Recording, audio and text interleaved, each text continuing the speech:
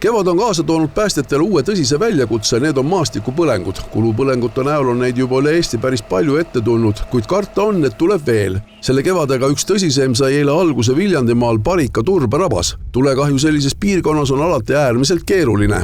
No mitte just väga tihti ei juhtu seda, kus päästjad peavad andma tulekahjule kõrgeima 4. väljasõiduastme, kuid just nii siin Parika rabas läks.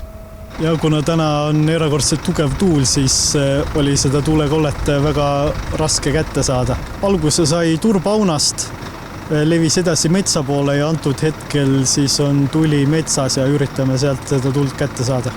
No kuivõrd keeruline on päästjatele just nimelt sellise põlengu kustutamine?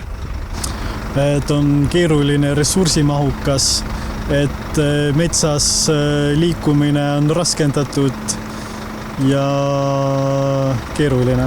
Päästjad tegelesid esimeses järjekorras sellega, et tuli leviks edasi teistele turbaaunadele. Mingil määral jõudis ta siiski edasi kanduda lähedal asuvasse metsatukka. Turbapõleng on iseenesest väga salakaval. Kuna turba puhul võib see tuli maa sees põleda, levida, et selle kustutamine ja nõuab päris palju tegevust. Millest selline põleng üleüldse alguse võib saada? Ja ega sellised tulekahjud iseenesest ei teki, et siin võib olla põhjuseid mitmeid looduses suitsetamine, maastikusõitukitega sõitmine, kui on väga tuleohtlik aeg, et põhjuse võib olla mitmeid.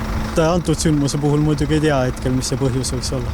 Olukord on keeruline, kuna tuul oli täna väga kõva ja tuul oli täpselt niimoodi, et viis tule üle terve raba.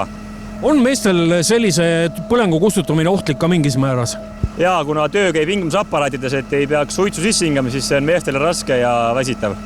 No ma vaatasin, et seal mingid tehnika on ka vist ohtu sattunud.